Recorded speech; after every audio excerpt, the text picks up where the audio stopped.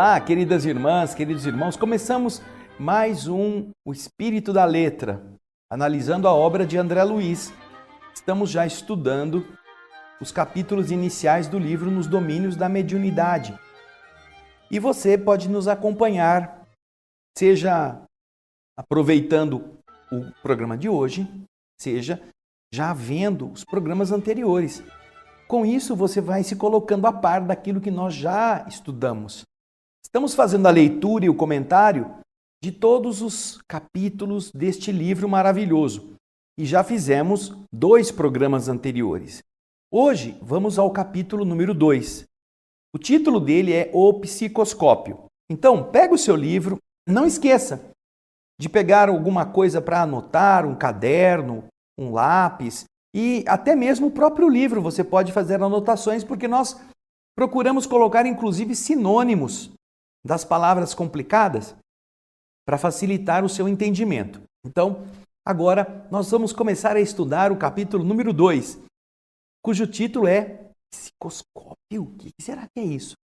Telescópio, microscópio, todas estas coisas, periscópio. Não, o que é o psicoscópio?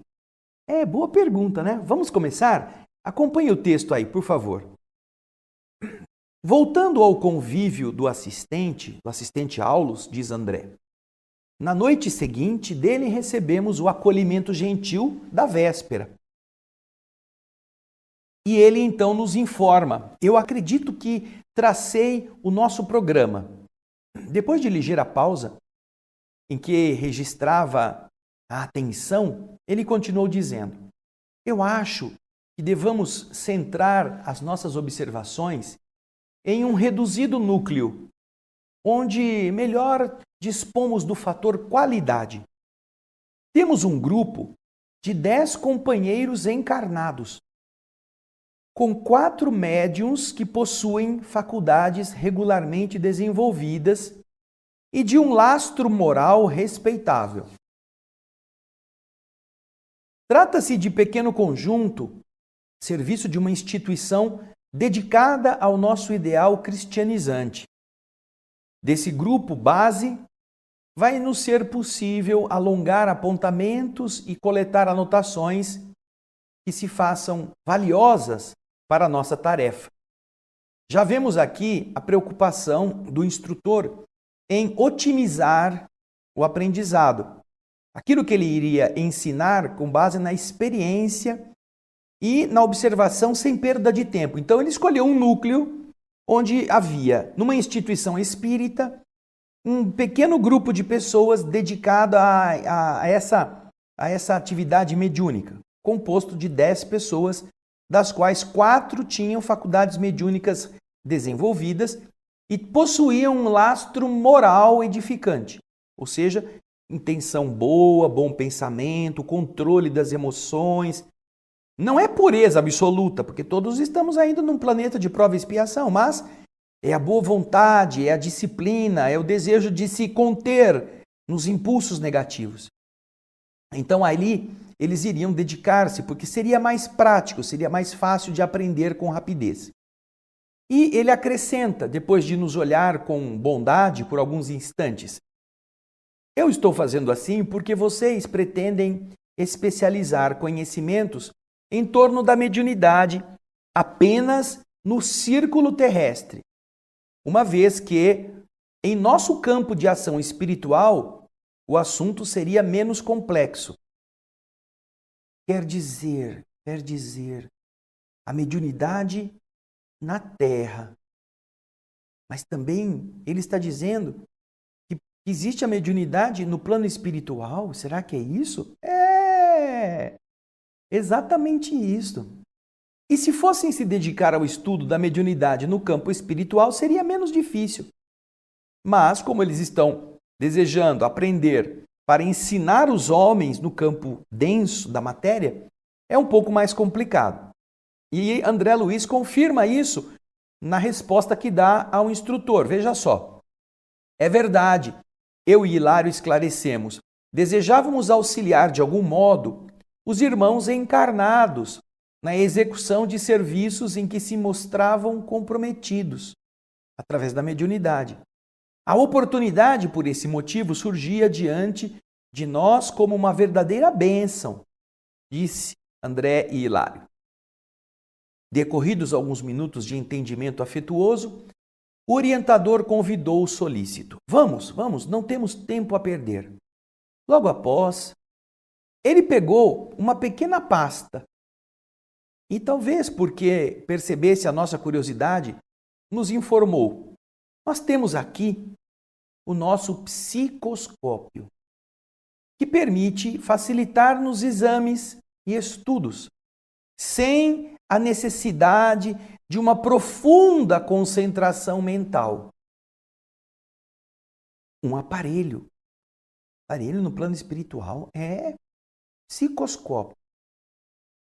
Por quê? Porque ele está lidando com 2 aprendizes.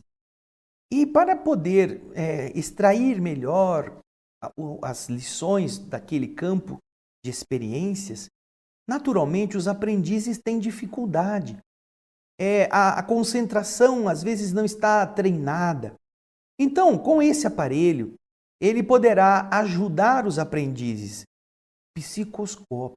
Aí ele passou aquela valise, aquela malinha para o André carregar.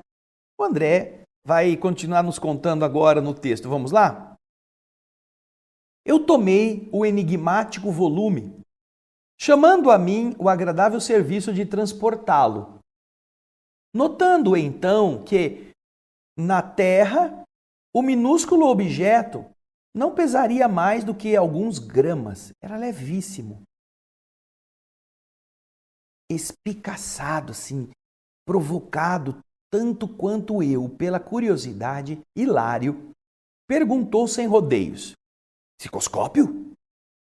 Que novo engenho é esse? E o instrutor responde a ele: é um aparelho a que um ilustre estudioso da fenomenologia espírita já se havia referido intuitivamente em fins do século passado. Ele se destina à auscultação, como uma investigação, como quando o médico põe o estetoscópio para ouvir o coração batendo, não é? Ele vai auscultar a alma com um poder de definir na alma as vibrações que ela possui e com uma capacidade de efetuar diversas operações em torno da matéria, disse Aulus com um leve sorriso. Esperamos que esse psicoscópio mais tarde esteja entre os homens.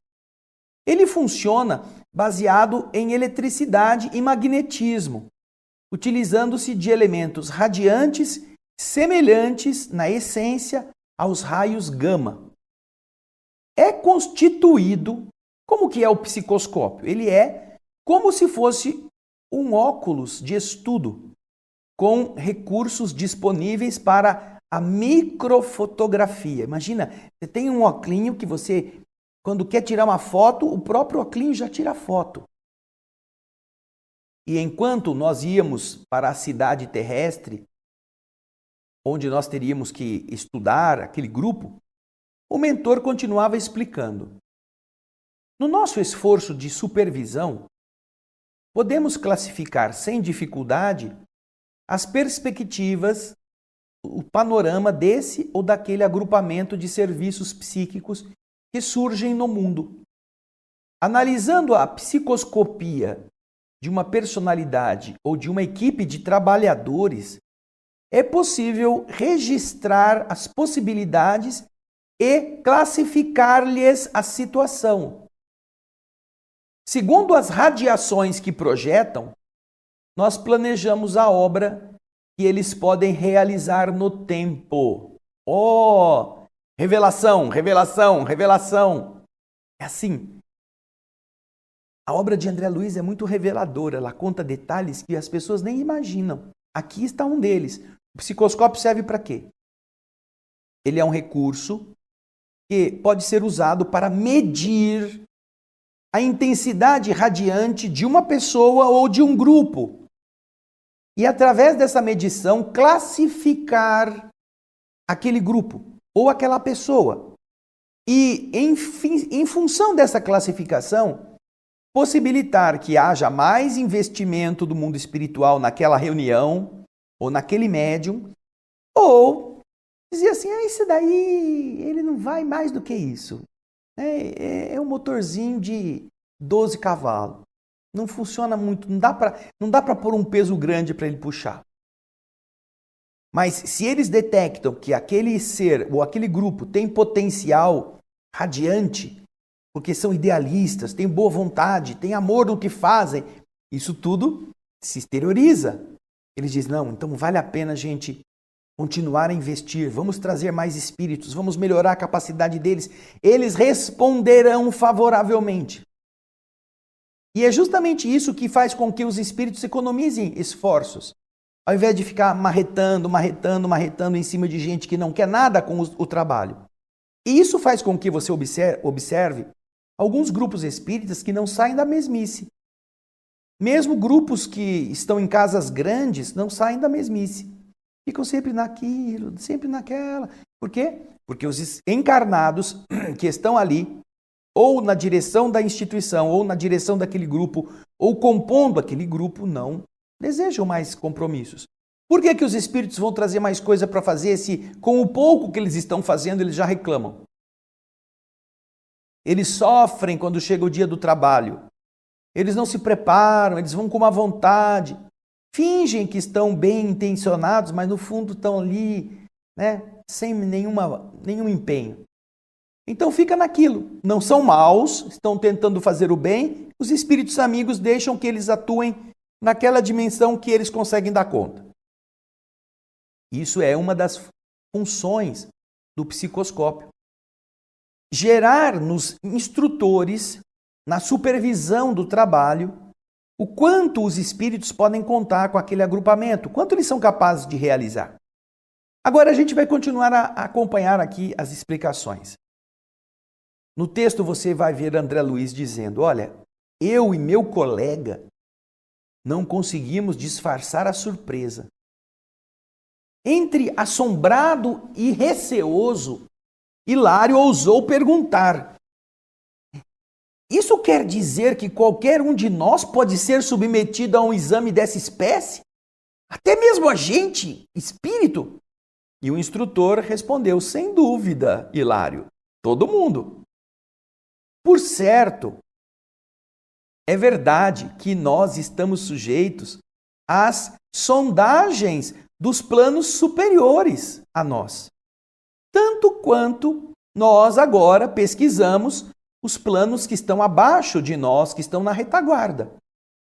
Se o espectroscópio permite ao homem, o espectroscópio é um aparelho que mede a luz das estrelas, a luz que chega. Se esse espectroscópio permite ao homem perguntar e investigar a natureza dos elementos químicos que estão localizados a enormes distâncias, através da onda luminosa que eles projetam de si, com muito mais facilidade, Hilário, identificaremos os valores da individualidade humana pelos raios que ela emite. A moralidade, o sentimento, a educação e o caráter são claramente perceptíveis através de uma ligeira inspeção. Puxa vida! Já pensou, você que está em casa, o caráter, a moralidade, o seu comportamento emocional, suas verdadeiras intenções, tudo isso, alguém já fica sabendo só dando uma espiada em você. Não precisa nem ir pesquisar os seus segredos, abrir os seus livrinhos seus diários para ler o que você escreveu. Não precisa. Tudo aqui, ó. Esta é uma coisa que acontece automaticamente numa simples análise. Assim, os espíritos podem devassar o que nós somos bastante facilmente. E isso representa um alerta para todos os trabalhadores espíritas que se disfarçam bem para ir na reunião mediúnica ou na casa espírita, fazendo de conta que eles são muito fraternos, amorosos, generosos, mas são cascavéis, são indivíduos espinhentos, são criaturas indiferentes, mesquinhas, disfarçadas por uma capinha de bondade. Da mesma forma que aquela pessoa que pode ser mais áspera, que pode ser um pouco mais assim direta, que pode ser considerada pelos outros uma pessoa assim de trato difícil, às vezes é mais sincera e autêntica para os espíritos, porque não está se enganando nem enganando os outros com uma falsa noção de compreensão das leis do universo. Portanto, não é novidade que isso aconteça. Aí, Hilário, voltando ao texto, parece que Hilário está preocupado, né? Ele está assim, então o povo pode ver tudo que eu sou. Hilário pergunta, agora, e na hipótese de surgirem no grupo elementos aferrados ao mal?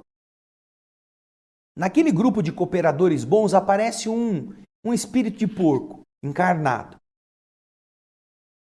Ele parece que é uma coisa, mas no fundo é outra. Tendo em mãos a ficha psicoscópica desse indivíduo, os instrutores espirituais responsáveis pelo grupo poderão providenciar-lhe a expulsão. Imagina você, uma reunião em que o instrutor aparece no centro e diz assim, naquele grupo, escuta você, seu fulano, senhor muito fajuto, pensou que nós fôssemos ser enganados pela sua maldade, disfarçada de bondade? Ponha-se daqui para fora, você não merece estar aqui. Todos aqui são bonzinhos, você é mentiroso. Hilário está pensando numa coisa assim, né? Os instrutores vão providenciar que ele seja expulso do grupo? É a pergunta que Hilário faz. Vamos acompanhar o que o instrutor responde? Olha só. Aulus lhe responde, olha, Hilário, não será preciso fazer isso. Se a maioria do grupo permanece empenhada na extensão do bem, a minoria, encarcerada no mal, vai se distanciar do conjunto pouco a pouco por ausência de afinidade. Eles não conseguem influenciar, eles não conseguem fazer as coisas. Então, o bem, naturalmente vivido pela maioria, vai se impor. E o mal, aqueles que se sintonizam no mal, não encontrarão ambiente e vão embora. Vão começar a parar de ir no centro, dar uma desculpa hoje, outra desculpa amanhã e acaba indo embora. Aí Hilário, que estava muito curioso, ele não se fez de satisfeito. Ele ainda apresenta uma argumentação. Porém, disse ele, o que acontece numa instituição se o programa elevado que ela tinha se degenera em desequilíbrio, induzindo-nos a reconhecer que a virtude nesta instituição não passa de uma bandeira mentirosa, fictícia, cobertando a ignorância e a perversidade. O que acontece? Os espíritos vão baixar lá então e expulsar todo mundo? Vão mandar embora as pessoas? Aí o instrutor ouviu a pergunta e respondeu, como você acompanha aí no texto. Neste caso, disse Aulus, com tolerância, nós dispensamos qualquer regime de perseguição ou de denúncia. A vida se encarrega de colocar a gente no lugar que nos compete. E sorrindo, acrescentou, os anjos ou ministros da eterna sabedoria nos entregam com segurança as forjas renovadoras do tempo e da provação. Então, o tempo vai fazer com que esse grupo se recomponha ou aprenda. E geralmente através da dor. E ele continua explicando. É conhecido hoje na Terra que 1 grama de rádio, um elemento químico, rádio, ele perde a metade do seu peso em 16 séculos. Leva 1.600 anos. 16 séculos. E que um ciclotron trabalhando com projéteis atômicos acelerados a milhões de eletrovolts realiza a transmutação dos elementos químicos imediatamente. Aqueles aceleradores de partícula, né? Eles giram a altíssimas velocidades e quando as partículas se chocam, se transformam em outros elementos na hora. Então, da mesma forma que o rádio perde metade do peso em 1.600 anos, outros elementos com o choque acabam transmutados de imediato. Ele está usando duas comparações. Então ele diz, a evolução vagarosa nos milênios ou o choque brusco do sofrimento nos alteram o panorama da mente, aprimorando nela os valores. Aí André diz o seguinte, olha, essas notas, essas orientações nos arrastavam à divagação noutros campos. O assistente revelava brilhante cultura, aliada à extrema facilidade de exposição do assunto. Eu me dispunha a ensaiar novas perguntas fora do serviço, mas, adivinhando-me o desejo, Aulus objetou. Toda a conversação nobre é instrutiva. No entanto, por agora, guardemos o espírito no trabalho a fazer. O êxito, o sucesso, não dispensa a atenção. Se nós cairmos numa digressão, que é um desvio do foco principal, sobre a química, por exemplo, o horário não nos desculpará. E nós, então, ouvindo a observação, nos reajustamos ao que fez Hilário, então, perguntar ou acrescentar, né? Quer dizer, o psicoscópio, só por ele, dá margem a preciosas reflexões. Disse Hilário, vocês já pensaram? E aqui vamos voltar para nós, não precisamos nem do Hilário. Já pensaram se na sociedade da Terra todo mundo fosse capaz de ver o que o outro é? Por baixo daquela aparência, se a gente ouvisse os pensamentos das pessoas com os ouvidos, e as pessoas ouviriam o nosso pensamento também, você já pensou se acontecesse isso? Quantas coisas não mudariam bem depressa? E é exatamente essa mesma reflexão que Hilário faz no texto. Vamos ver lá? Imaginemos uma sociedade humana que pudesse retratar a vida interior de seus membros. Isso economizaria grandes cotas de tempo na solução de inúmeros problemas psicológicos, disse o Hilário. E o mentor cordialmente respondeu, é verdade. O futuro reserva prodígios ao senso, ao entendimento do homem comum. Porém, diz André, nós havíamos chegado ao portão de espaçoso edifício que o assistente nos designou como sendo o local, o santuário que nos competia visitar e servir, dizendo, esta é a casa espírita cristã, onde encontraremos nosso ponto básico de experiências e observações. Nós entramos. Atravessado o largo recinto em que estacionavam numerosas entidades menos felizes do nosso plano, o orientador esclareceu. Aqui, neste ambiente, nós vemos o salão que é consagrado aos ensinamentos públicos. Palestras, conferências.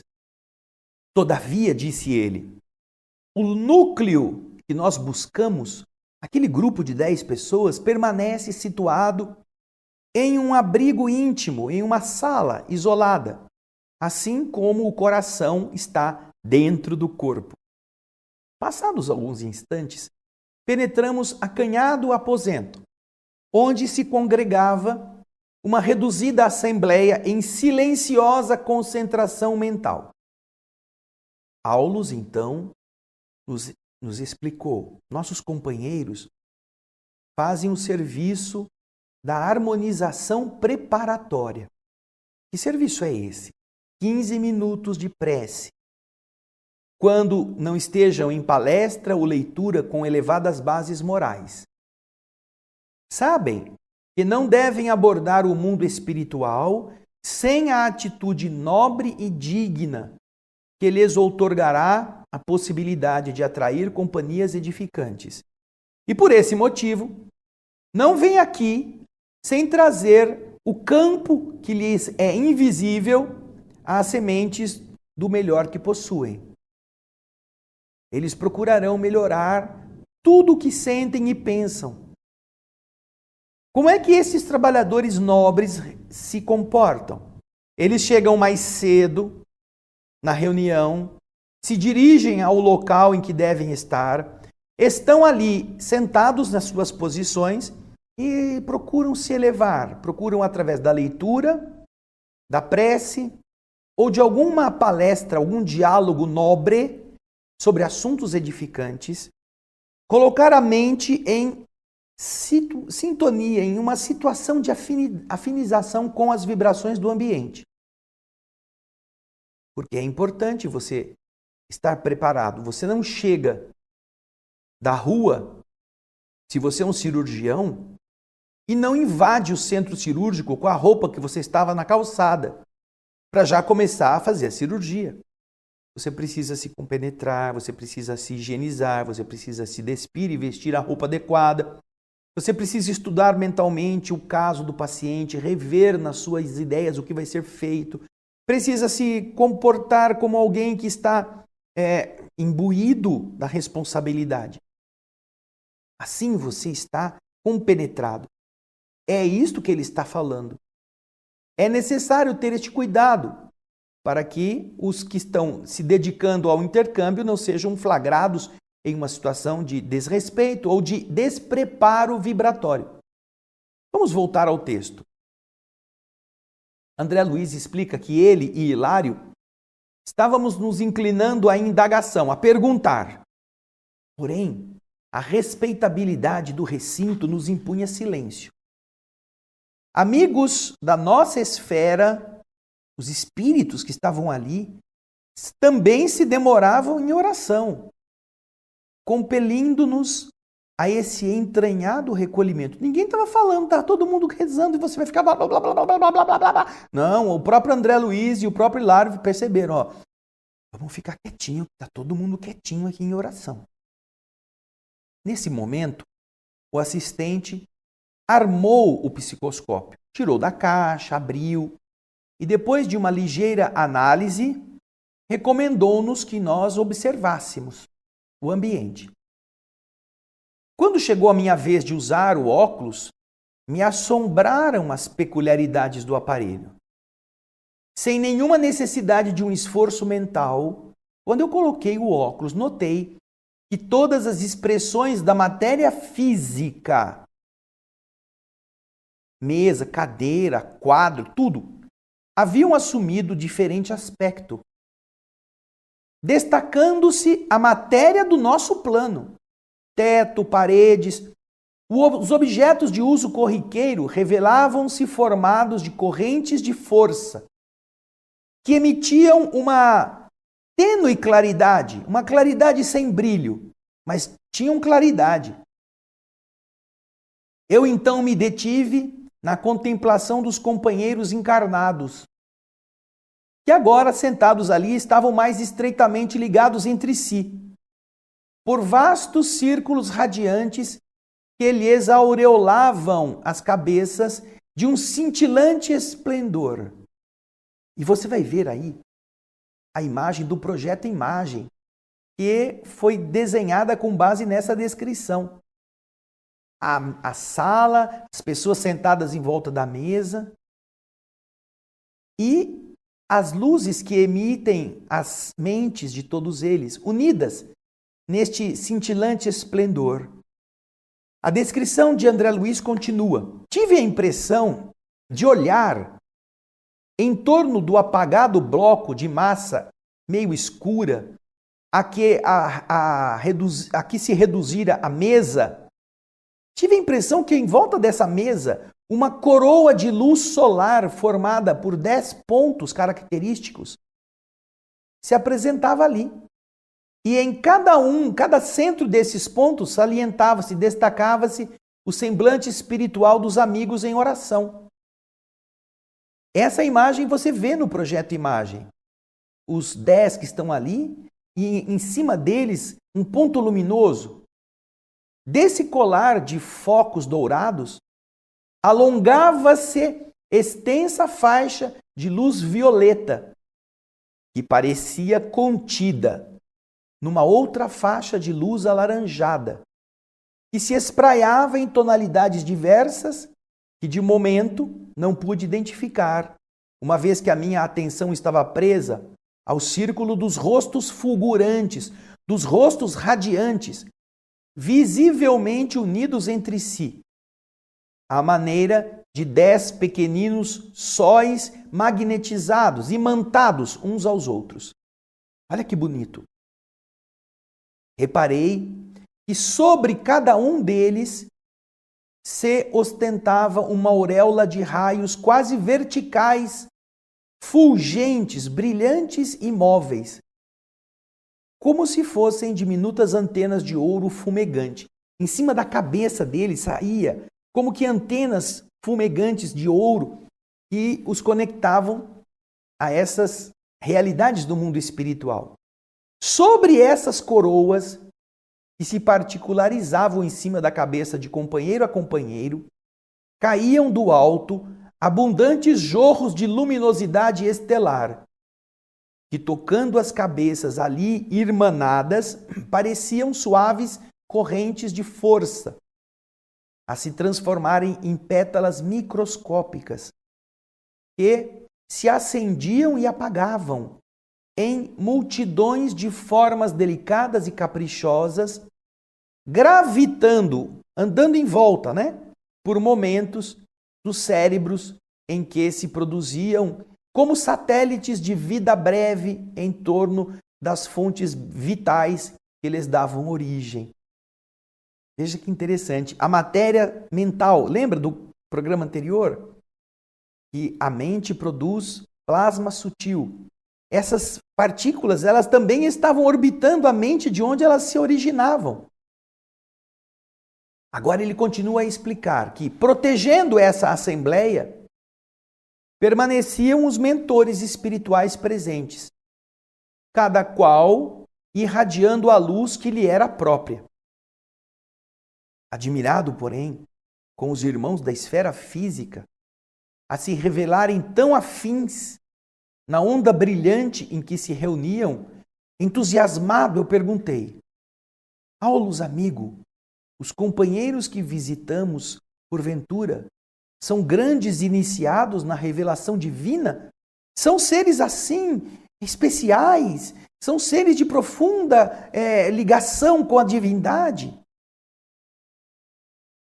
Eu acho que esses mentores, eles devem dar muita risada da bobagem que a gente fica perguntando, Porque a gente é meio tonto.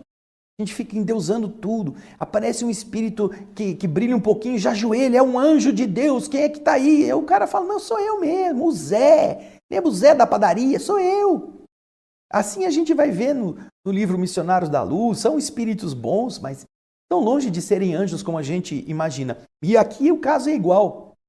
André pergunta, e esses daí então, se esses encarnados são santificados, porque estão tão harmonizados, eles são especiais assim? O instrutor deu uma risadinha assim, não, menos André, menos.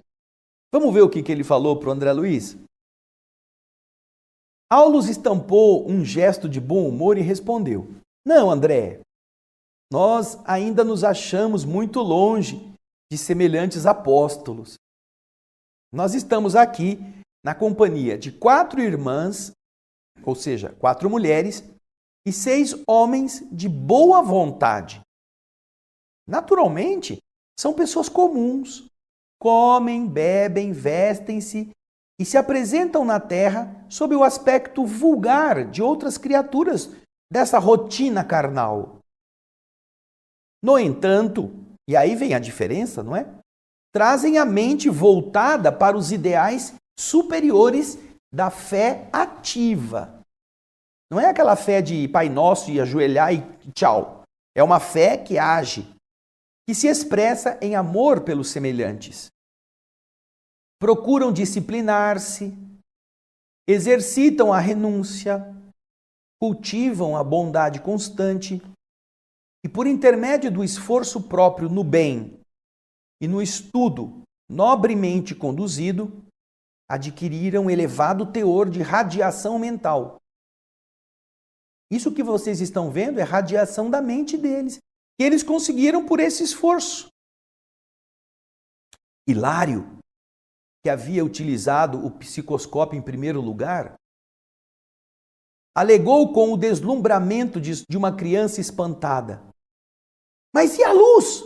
A luz! A matéria que conhecemos no mundo se transfigurou. Tudo aqui se converteu em claridade nova. O espetáculo é magnífico, disse Hilário. E bondosamente Aulus responde a ele: nada de estranheza. Ora, Hilário, você não sabe que um homem encarnado é um gerador de força eletromagnética com uma oscilação por segundo registrada pelo coração? A batida do coração, não é uma oscilação por segundo.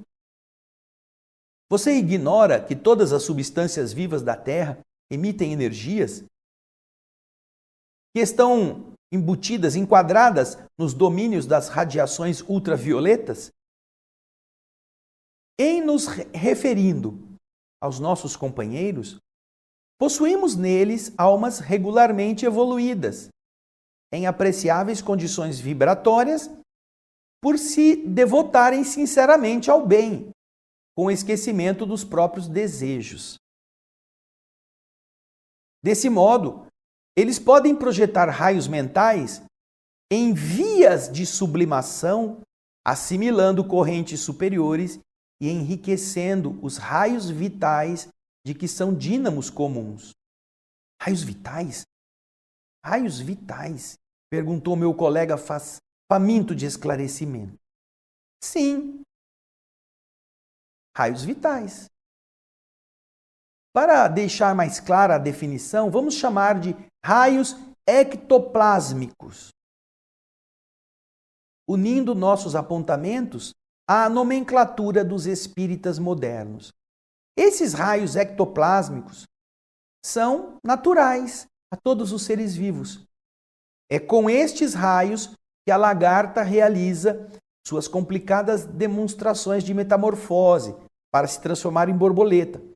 E é ainda na base destes raios que se efetuam todos os processos de materialização mediúnica, porquanto os sensitivos encarnados que os favorecem, que os produzem, liberam estas energias com mais facilidade.